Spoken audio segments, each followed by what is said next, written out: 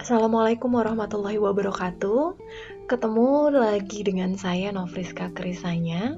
Hari ini saya akan sharing terkait dengan digital marketing dalam hubungannya dengan digital business. Oke. Nah, teman-teman pasti udah sering dengar nama istilah kata digital marketing ya. Karena saat ini kita juga pasti sudah beradaptasi ya dengan digital itu. Nah, apalagi dengan digital marketing, berkembangnya social media, kemudian perangkat-perangkat digital lainnya semakin memudahkan kita untuk memasarkan produk tentunya. Nah, sebelum kita akan bahas lebih dalam, saya mengambil skema ini dari buku Shafei 2015, Digital Business ya. Jadi di sini ada chapter mengenai digital marketing, di mana beliau Shafei menyampaikan ada operating and management process dari sebuah digital marketing. Saya pengen jelasin terkait dengan skema yang Shafei sampaikan di buku itu, bahwa ternyata dalam digital marketing gitu ya, ada dua proses utama yang terlibat. Pertama ada operating process ya, dan yang kedua adalah management process.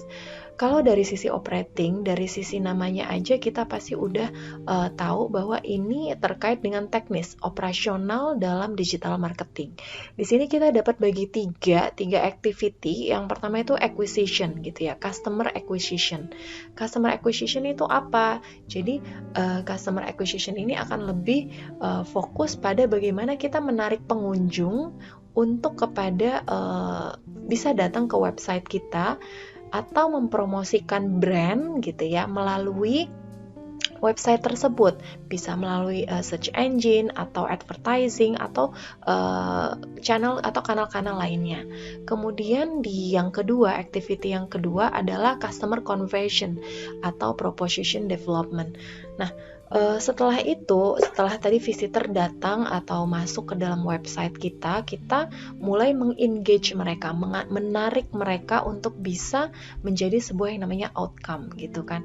Nah, kita biasanya akan mulai dengan content creation, kemudian content management yang akan menarik mereka untuk tetap berada sama kita gitu ya, bisa menggunakan merchandising dan sebagainya. Kemudian yang terakhir di sini ada yang namanya customer relation atau ya, retention and growth. Jadi tadi kan kalau kita sudah bagaimana mengakuisisi nih supaya si customer atau calon customer itu datang ke website kita atau ke media sosial kita, dan akhirnya kita menarik mereka, mengengage mereka gitu kan untuk bisa membeli produk. Pada akhirnya setelah mereka membeli, bagaimana kita mempertahankan mereka nih, dan tidak hanya mempertahankan tapi memperluas. Tadinya mungkin cuman beli satu, tapi bisa mungkin multiple buying, frequently buying, atau mungkin lebih kepada arah merekomendasikan. Nah, di sini kita menggunakan beberapa cara gitu ya, misalnya dengan communication, email marketing, dan ada juga customer management atau CRM juga digunakan di sini. Kemudian ada juga loyalty program. Nah, dari ketiga activity ini tentu tidak bisa berdiri sendiri, harus dilakukan bersama-sama dengan supporting proses lainnya gitu kan. Mulai dari performance improvement terkait dengan manajemen informasi, web analytics, dan customer analysis. Kemudian bagaimana kita mendesain SOP, kemudian mendesain social media content yang akan kita sampaikan, dan infrastruktur teknis lainnya terkait dengan pelayanan. Nah, tadi itu kita ngomongin benar-benar teknis terkait dengan digital marketing, tetapi ada juga dari sisi manajemen prosesnya. Nah, kalau kita ngomongin manajemen akan erat kaitannya dengan yang namanya orang gitu ya, orang. Nah, manajemen ini balik lagi ke fungsi manajemen yang awal, yaitu POLC. Kita akan mulai dari planning, yaitu strategi dan planning, bagaimana kita membuat visi gitu kan, membuat visi supaya apa yang kita rencanakan itu memang mendukung gitu. Yang kita buat strategi itu mendukung visi kita. Kita pengen jadi seperti apa. Kemudian kita juga akan melakukan market analysis, competitor benchmarking. Kemudian ada juga kita akan melakukan analisis finansial. Kemudian mendefine kira-kira experience customer itu terhadap perusahaan kita seperti apa gitu kan. Nah, setelah kita mendefine, kita pasti akan menganalisa, memanage informasi-informasi tersebut sampai menjadi sebuah menjadi sebuah informasi yang bisa kita gunakan dalam pengambilan keputusan. Nah, selanjutnya annual planning dan budgeting, dan pada akhirnya IT project dan campaign planning dan management. Nah, kemudian ini dari sisi strategi and planning. Kita masuk ke kolom selanjutnya, itu ada managing relationships gitu. Nah, kalau udah managing relationships, kita akan ngomongin tentang bagaimana berinteraksi dengan senior management, kemudian dengan corporate communication, kemudian IT-nya akan seperti apa, staff development-nya, dan external relationship seperti vendor gitu kan. Dan pada akhirnya kita akan memanage bagaimana improvement dan perubahan yang ada. Nah, kesemua hal ini tidak bisa berjalan secara sendiri-sendiri. Jadi operating dan management proses dalam digital marketing itu harus berjalan seiringan. Artinya ketika misalnya perusahaan sudah menentukan dia akan menjadi seperti apa, dia akan menurunkan strategi tersebut, visi tersebut ke dalam inisiatif-inisiatif atau strategi yang lebih kecil. Nah, strategi-strategi ini ketika diturunkan dalam konteks digital marketing akan mengarah kepada action-action mulai dari acquisition, konversi, dan retention atau growth-nya. Nah, sebelum kita masuk ke dalam ranah digital marketing itu kayak apa sih? Kita harus paham dulu nih terkait dengan apa yang dinamakan dengan marketing. Saya mengambil pengertian marketing dari beberapa sumber. Yang pertama dari UK's Chartered Institute of Marketing. Dari sini marketing itu didefinisikan sebagai sebuah proses manajemen yang bertanggung jawab untuk mengidentifikasi, mengantisipasi, dan memuaskan customer requirement. Customer requirement itu kita bisa artikan kepada customer needs and wants-nya. Nah, di sini saya mencetak tebal ya, identifying, anticipating, dan satisfying. Jadi memang dalam activity-nya kita harus bisa mulai dari mengidentifikasi apa yang menjadi customer requirement, apa yang diinginkan konsumen, apa yang dibutuhkan konsumen. Nah, ketika kita sudah bisa mengidentifikasi, kita akan mengantisipasi. Nah, kata antisipasi ini dalam tanda petik ya, kita menghadirkan solusi melalui apa? Melalui produk atau jasa yang kita hasilkan. Nah, dari produk atau jasa ini tidak hanya cukup untuk memenuhi gitu apa yang menjadi permasalahan mereka, tapi juga harus melebihi ekspektasi, satisfying. Nah, seperti itu. Dan satu lagi pengertian marketing gitu ya, yang saya ambil dari Bapak Marketing yaitu Kotler gitu ya, tahun 2016, Kotler dan Keller. Bagaimana marketing itu didefinisikan secara singkat, namun menurut saya ini sangat berarti gitu. Bagaimana marketing itu didefinisikan sebagai meeting customer needs profitably. Nah, agak sedikit susah mendefinisikan gitu ya klausa ini, tapi kalau yang bisa saya coba jelaskan, meeting customer needs artinya kita memang berangkat dari apa yang dibutuhkan konsumen, apa yang menjadi masalah konsumen, itu kita hadirkan. Tapi kata kuncinya adalah profitably, sama kayak yang di atas gitu ya, juga ada namanya profitably. Jadi kita menghadirkan solusi untuk konsumen, bukan kerja untuk sukarela, namun kita tetap basisnya adalah profit gitu ya, profitable. Jadi kita menghadirkan solusi kepada atas kebutuhan konsumen, atas permasalahan konsumen, tentunya dengan meraih keuntungan bagi si perusahaan. Saya di sini mengambil contoh yaitu Google gitu ya, dimana Google ini kan kita pasti sering menggunakannya, hampir setiap hari kita menggunakan Google. Kalau kita nggak tahu sesuatu kita pasti langsung googling gitu. Nah, di sini googling ini mengidentify apa yang menjadi permasalahan konsumen gitu ya. Nah, ternyata dia mendefinisikan bahwa konsumen ini perlu gitu ya, membutuhkan sebuah mesin pencari, karena kan capacity manusia gitu kan tidak bisa mengetahui semuanya, dan itu kan biasanya didokumentasikan. Nah, selama ini mungkin dokumentasinya hanya dalam bentuk fisik. Nah, Google menghadirkan layanan untuk mesin pencari search engine dengan online yang dapat diakses kapanpun dan dimanapun. Nah, di sini profitably-nya di mana gitu kan.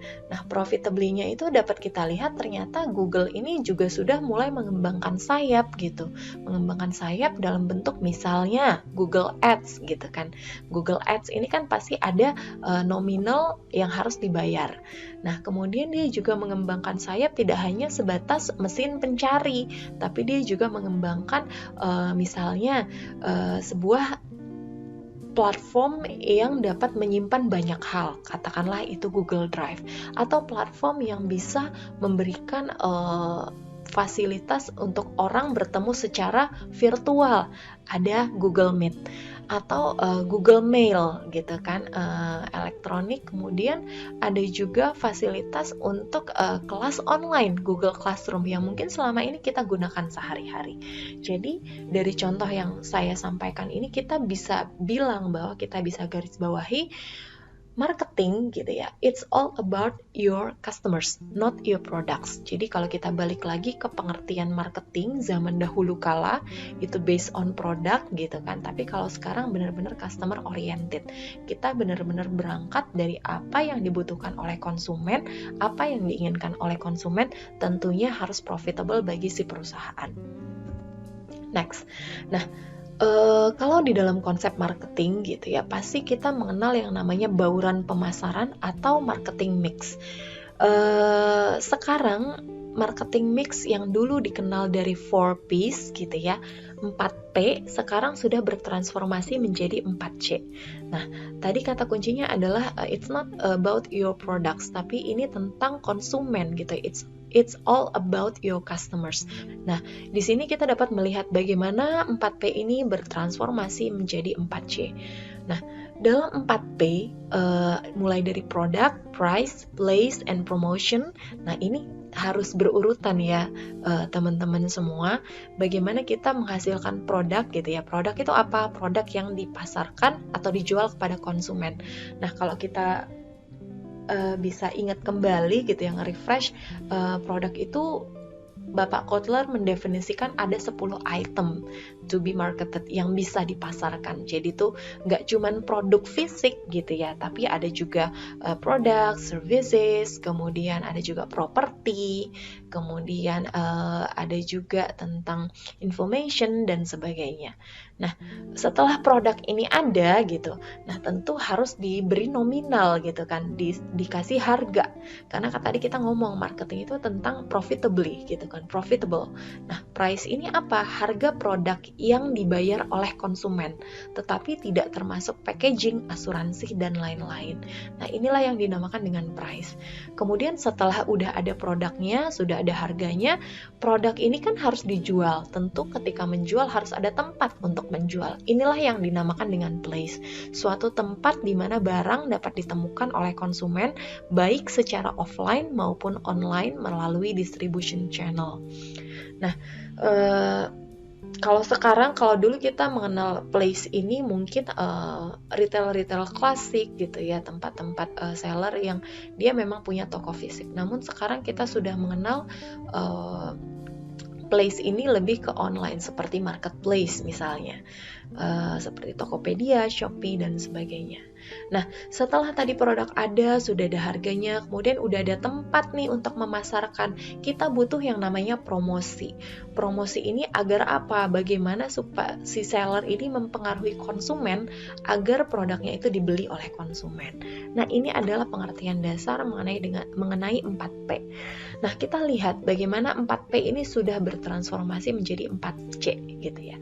Nah, produk tadi kita tawarkan yang namanya produk, tapi kalau di 4C 4C, kita menawarkan yang namanya customer value. Jadi kita tidak hanya menawarkan produk kepada konsumen, tapi lebih kepada nilai apa yang dibutuhkan oleh konsumen, customer orientation.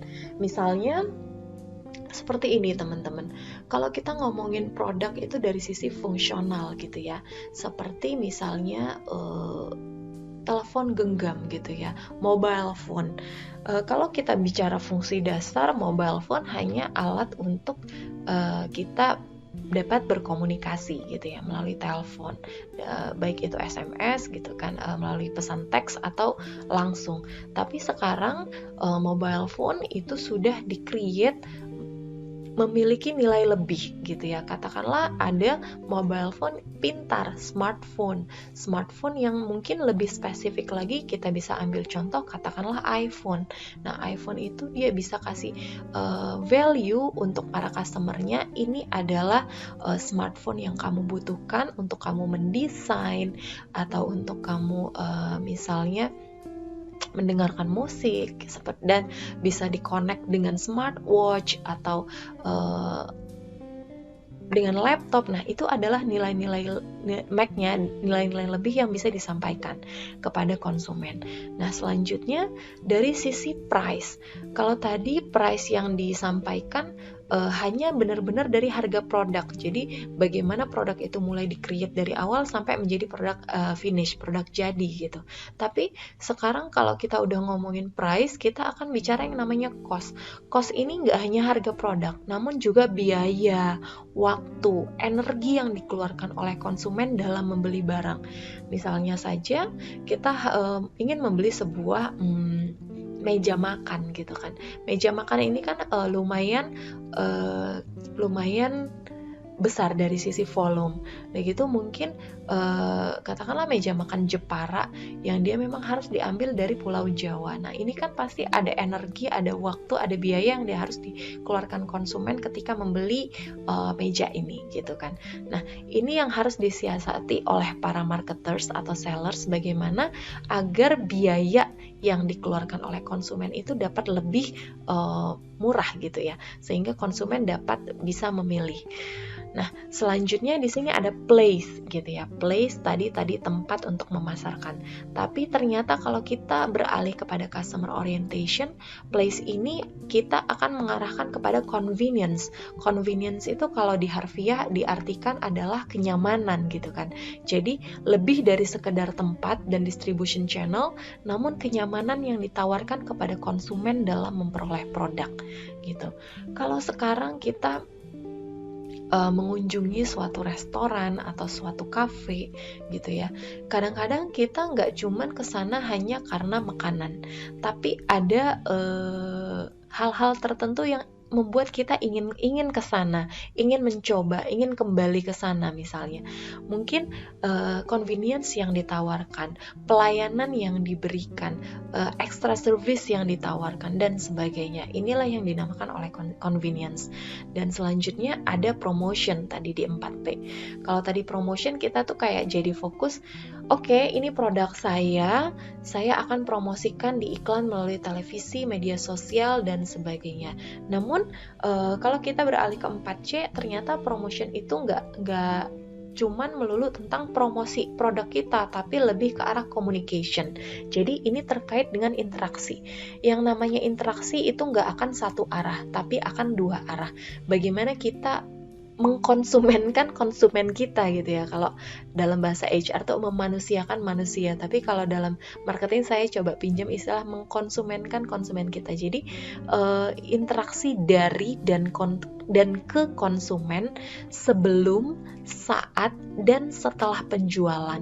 Nah, kadang-kadang yang terlupa dari activity pemasaran itu adalah post purchase gitu ya. Biasanya kita semangat banget ketika konsumen itu belum beli, kita akan kejar terus. Tapi ketika sudah post purchase gitu ya, after purchase-nya kita lupa. Nah, inilah yang ditekankan dalam konsep 4C. Dia akan berinteraksi apa yang dibutuhkan oleh konsumen pada saat dia bertransaksi kita perhatikan, dan juga setelah bertransaksi ada after sales service yang ditawarkan. Nah, ini yang bisa menjadi competitive advantage dari suatu company. Nah, sekarang kita masuk nih, apa sih yang dinamakan dengan digital marketing gitu kan? Pemasaran digital. Apa kita melakukan activity pemasaran menggunakan tools digital seperti website, mobile aplikasi, internet, media sosial, email marketing untuk memasarkan produk kita. Namun nyatanya digital marketing itu lebih dari sekedar menggunakan tools digital untuk memasarkan produk kita. Saya ambil definisi ini dari pelatihan yang pernah saya ikuti gitu ya. Bagaimana digital marketing ini didefinisikan sebagai proses gitu ya, bringing prospect gitu, membawa prospek gitu ya, dari yang namanya orang asing, strangers, to be loyal fans gitu, menjadi fans loyal kita atas suatu produk atau brand gitu ya, melalui apa? Melalui a fun customer journey. Jadi bagaimana kita menarik tuh si customer yang awalnya itu stranger menjadi loyal fans kita melalui pengalaman yang tidak terlupakan gitu menggunakan digital marketing ini. Yang kedua itu ternyata digital marketing ini didefinisikan sebagai sebuah proses ya, dimulai dari market research, kemudian customer acquisition, dan customer scale up. Kalau kita lihat tiga activity ini sama dengan activity operating process yang saya dijelaskan di awal tadi. Tadi kan ada operating process mulai dari customer acquisition gitu kan, kemudian bagaimana dikonversi dan pada akhirnya menjadi loyal. Nah, namun di sini ditambahkan sedikit activity di awal yaitu market research. Jadi yaitu tadi kalau tadi kita ngomongin konsep marketing, kita akan berlandaskan apa yang menjadi permasalahan konsumen, apa yang dibutuhkan oleh konsumen. Disinilah kita melakukan riset pasar. Kemudian kita melakukan customer acquisition tadi, bringing strangers to be loyal fans gitu. Dan bagaimana setelah mereka menjadi customer kita men-scale up, memperbesar gitu ya. Memperbesarnya dengan apa? Yaitu tadi bisa melalui multiple buying atau frequently buying, atau mungkin kita melakukan kolaborasi untuk bisa memperluas pasar maupun penjualan kita. Nah, kenapa sih kita harus menggunakan digital marketing? Alasan yang pertama itu adalah cost effective gitu ya. More cost effective and lebih tertarget daripada traditional advertising. Kalau kita lihat traditional advertising mungkin seperti baliho gitu ya, banner. Nah, banner itu kan biayanya cukup besar gitu ya, dan orang yang melihat baliho mungkin bukan target pasar yang dituju. Beda dengan digital marketing. Kita bisa memanfaatkan media-media yang ada, media existing dari sebuah perusahaan, media sosial misalnya, untuk mengefektifkan promosi pemasaran kita, komunikasinya kita gitu kepada customer. Nah, kemudian ternyata si digital marketing ini juga dapat mencapai gitu ya, a wider audience dan qualified customers. Jadi nggak sembarang orang, kita bisa targetkan nih kemana kita akan melakukan promosi seperti itu dan dapat meningkatkan pendapatan. Yang kedua itu kenapa kita harus menggunakan digital marketing, yaitu timely dan instan gitu ya. Di sini pengertiannya adalah digital marketing ternyata itu memungkinkan untuk kita mengukur seberapa efektif gitu ya, how marketing efforts, usaha marketing kita, dan apa yang bisa kita rubah. Ketika misalnya ini nggak efektif gitu, apa yang mesti kita rubah itu kita bisa dapat ubah dengan cepat. Misalnya seperti ini teman-teman, dalam digital marketing itu kan pasti ada banyak istilah-istilah seperti misalnya ads ya, kita menggunakan misalnya ada Facebook ads, kemudian ada Google ads, kemudian ada Instagram ads. Nah, ke semua platform ini kan pasti memiliki segmen pasar yang beda-beda. Nah, kita dengan digital marketing kita bisa analisis gitu, kita bisa gathering data, memperoleh data dari Google Ads gitu ya. Berapa orang yang mengunjungi website kita. Dari ketika mereka mengunjungi website kita, berapa orang yang pada akhirnya membeli produk kita gitu. Nah, begitu pula ketika kita menggunakan Facebook Ads maupun Instagram Ads. Nah, ternyata Google Ads tidak terlalu memberikan efek yang signifikan. Nah, di sini kita bisa dengan mudah untuk menghentikan gitu. Oke, kita nggak pakai Google lagi, tapi mungkin kita akan fokus kepada Facebook dan Instagram. Karena memang mungkin segmen pasar kita lebih menyukai atau sehari-harinya menggunakan Facebook dan Instagram seperti itu. Nah, yang ketiga di sini adalah alasan kita menggunakan digital marketing adalah measurable. Nah, di sini memungkinkan kita gitu ya untuk memonitor real time result from our marketing effort gitu. Jadi effort marketing kita tadi ya, ketika kita sudah bikin konten dipromosikan melalui tadi ads platform tadi, kita bisa langsung lihat nih seberapa efektif mereka, bisa diukur gitu kan. Nah, seperti misalnya apa? How many times your ads displayed? Kemudian berapa kali nih mereka mengklik iklan yang kita munculkan melalui Google atau melalui Facebook, atau web page yang mana yang mereka tuju, yang mereka klik gitu kan, dan berapa lama sih mereka berada di website kita, dan pada akhirnya mereka beli apa enggak. Nah, kita bisa langsung ukur di sini. Dan yang keempat di sini adalah scalable gitu ya. Di sini kita bisa digital marketing itu dengan dengan effort yang mungkin tidak terlalu gede, tapi kita mendapatkan efek yang mungkin lebih besar, seperti itu ya teman-teman ya. Next. Nah, dalam digital marketing planning kita mengenal yang namanya SOSTEC. Mungkin teman-teman di semua udah nggak asing ya, atau mungkin ada beberapa yang baru denger yang namanya SOSTEC ini. Nah, SOSTEC ini sebenarnya adalah sebuah tools ya, karya PR Smith gitu ya, dan ini biasanya digunakan oleh para marketers sebagai salah satu tools dalam perencanaan marketing gitu ya. SOSTEC ini sebenarnya merupakan singkatan gitu ya, singkatan dari situation, kemudian objectives, strategi, tactics, actions, dan control gitu. Nah, di sini kita akan melakukan analisis gitu. Analisis mulai dari apa? Situasi yang ada di sekitar bisnis, menentukan tujuan berbasis analisis situasi, kemudian merencanakan strategi-strategi yang diperlukan untuk mencapai tujuan tersebut. Kemudian pada akhirnya kita akan membuat taktik yang diturunkan dari strategi.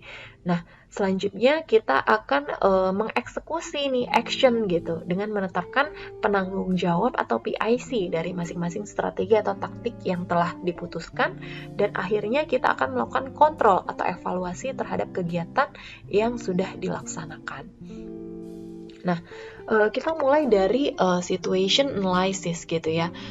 Di sini saya juga mengambil sumber dari Shafei 2015 dalam bukunya yaitu Digital Business.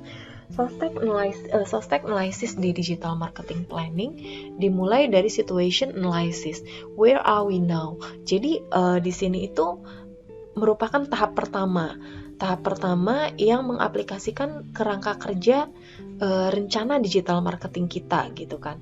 Nah, situasi-situasi ini kita harus definisikan gitu, apa faktor-faktor apa yang berpengaruh terhadap organisasi baik internal maupun eksternal. Nah, biasanya kita akan melakukan pengkajian, pengecekan mengenai siapa diri kita, apa yang kita lakukan, bagaimana kita berinteraksi secara melakukan transaksi secara daring. Nah, mungkin dalam digital marketing planning kita bisa mengidentify gitu ya, kita nih pengen jadi seperti apa sih, goal performance-nya seperti apa. Kemudian kita bisa mengidentify juga customer insight, siapa konsumen digital kita saat ini gitu. Nah, dalam situation analysis ini para marketers biasanya menggunakan analisis SWOT gitu ya. Analisis SWOT mulai dari strength, weakness, opportunity, dan threats. Selanjutnya kita juga bisa menggunakan analisis kompetitor gitu, atau mungkin bisa menggunakan brand perception yang ada saat ini, dan kita mengidentify apa yang menjadi capability internal dan sumber daya kita, seperti itu. Nah, selanjutnya tahap kedua adalah kita mendefinisikan apa yang menjadi objektif atau tujuan kita.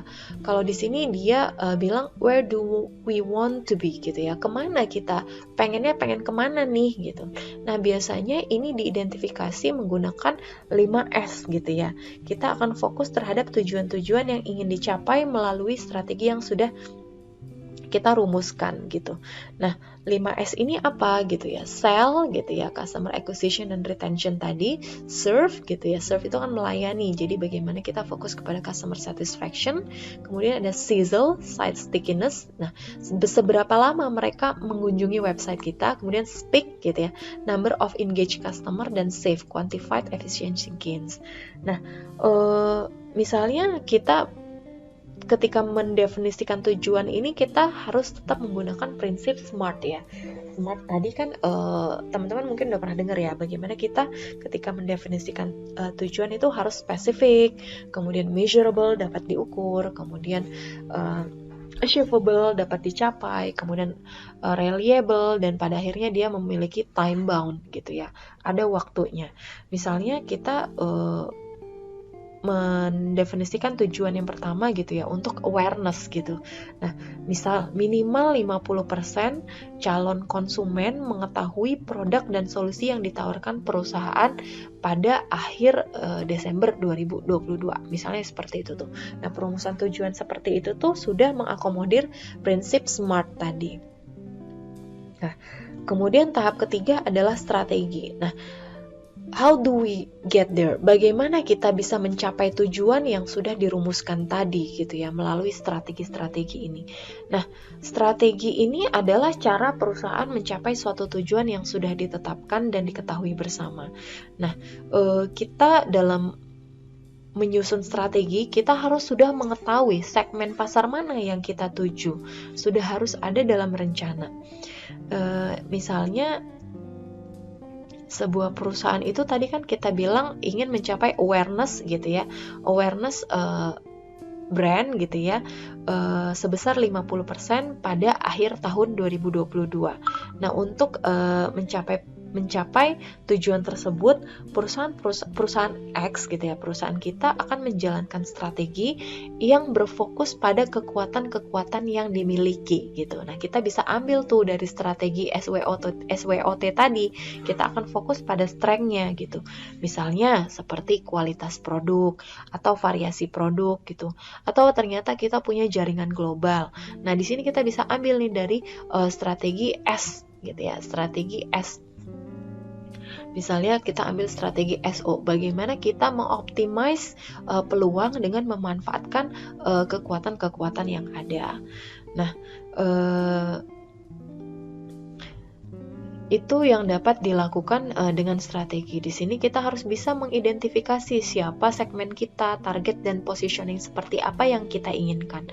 Di sini juga kita mendefinisikan online value proposition kita.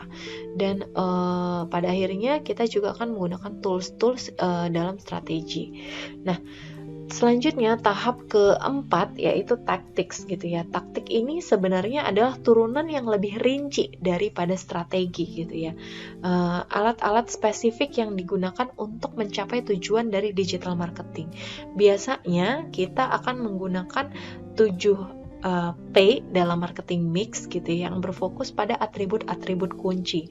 Nah, misalnya tadi product, price, place, promotion, people, process, dan partnerships. Kemudian tentukan taktiknya gitu ya. Misalnya untuk bisa meningkatkan awareness gitu ya, kita akan fokus pada SEO, search engine optimization gitu ya. Jadi kalau teman-teman pernah dengar pasti ya, search engine optimization itu bagaimana kita mengoptimalkan kata kunci gitu ya, kata kunci dalam sebuah mesin pencari. Nah, biasanya nih misal nih pasti kita ketika traveling gitu ya, pasti kita akan browsing atau googling gitu, tempat makan siang rekomendasi di Jogja gitu kan. Nah, kata kunci inilah yang harus kita terapkan, bagaimana agar ternyata restoran kita ini bisa menjadi yang paling pertama dalam mesin pencari, sehingga orang akan langsung ngeklik gitu. Nah, dari mereka ngeklik kan tentu ada chance atau peluang mereka untuk bisa ke tempat kita, berkunjung ke tempat kita, atau memesan makanan dari kita, seperti itu. Nah, selanjutnya ada tahap action gitu ya. Action ini adalah tahap kelima yang eksekusi ya teman-teman ya. Jadi kita membawa rencana menjadi kenyataan dalam bentuk aksi yang terukur. Nah, di sini setelah tadi udah ada taktik gitu. Nah, dalam eksekusi ini kita sudah menentukan siapa PIC-nya nih, siapa yang akan menjadi penanggung jawab gitu. Kemudian kita akan menentukan internal resources dan skills yang dibutuhkan seperti apa. Atau mungkin kita butuh external agency yang akan membantu kita untuk mengeksekusi strategi dan taktik-taktik yang sudah dirumuskan tadi. Nah, misalnya ketika tadi kita ngomongin SEO gitu kan, kita mungkin bisa menggunakan on-page optimization gitu. Jadi mengoptimalkan laman situs demi kemunculan halaman terdepan gitu. Nah, kita mungkin bisa mengidentify blogger-blogger yang memang khusus gitu untuk di SEO. Jadi kita mungkin bisa kerjasama dengan para pakar SEO. Nah, seperti itu adalah salah satu contoh dari action. Dan yang terakhir, tahap ke-6 adalah kontrol gitu ya. Tahap final mengaplikasikan kerangka kerja rencana digital marketing, yaitu memonitor dan mengukur performa berbasis tujuan yang telah ditetapkan di tahap 2. Jadi pada akhirnya kita akan mengevaluasi apakah action yang direncanakan sudah sesuai dengan tujuan yang ingin kita capai. Nah, biasanya kita akan menggunakan KPI, Key Performance Indicator gitu ya. Evaluasi ini dapat dilakukan baik jangka pendek maupun jangka panjang.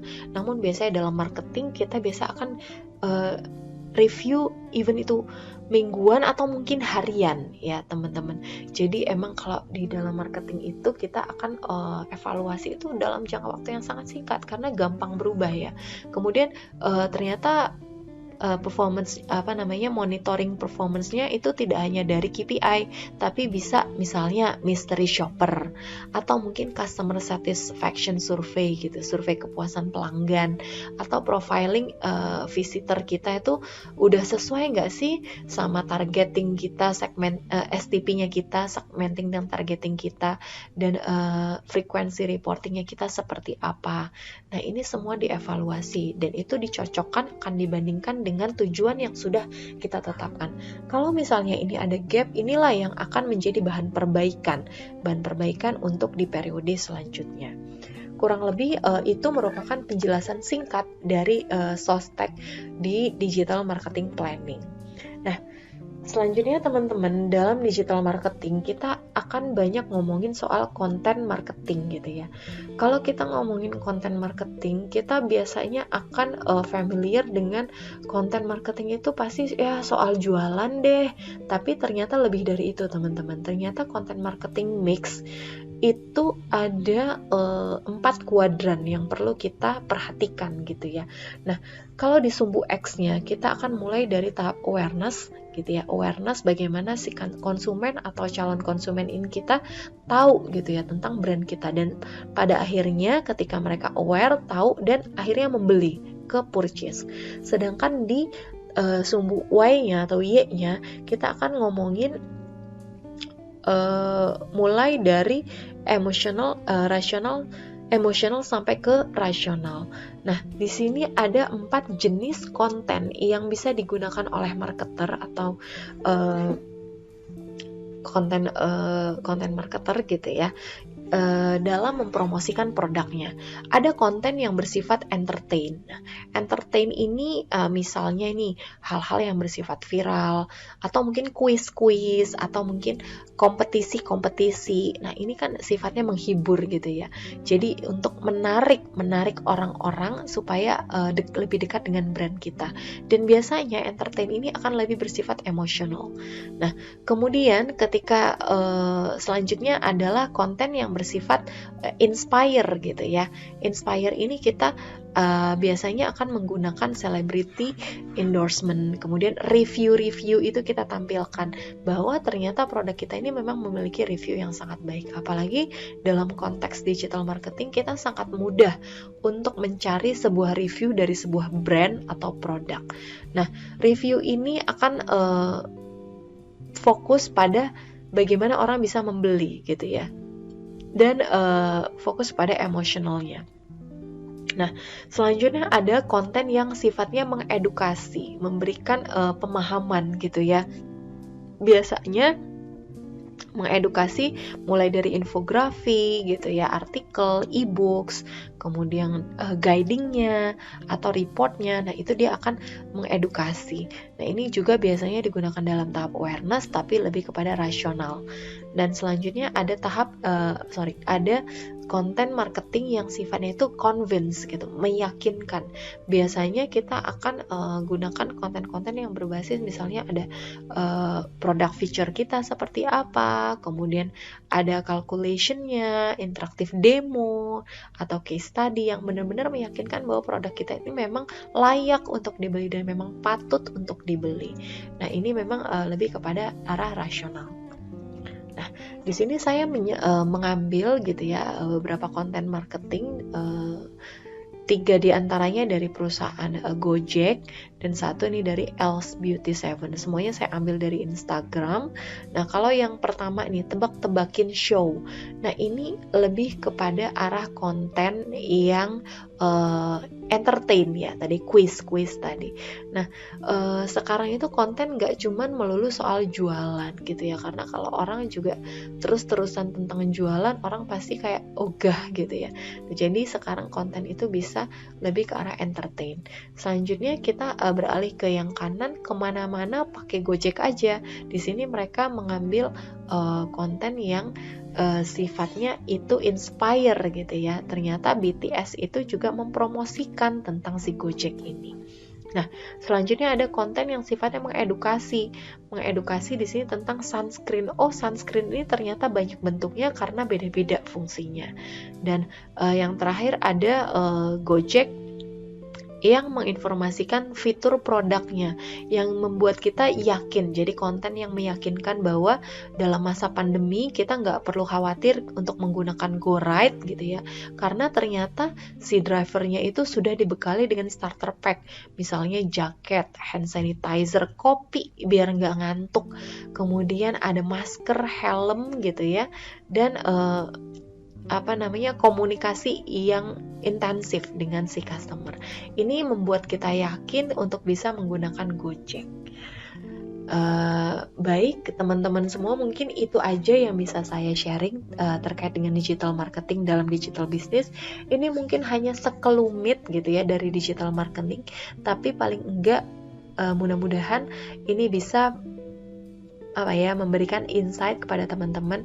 Ternyata digital marketing dalam digital business itu seperti ini gitu ya. Teman-teman sekarang udah gampang banget untuk nyari referensi terkait digital marketing, atau mungkin ingin memperdalam digital marketing. Sekarang udah banyak banget untuk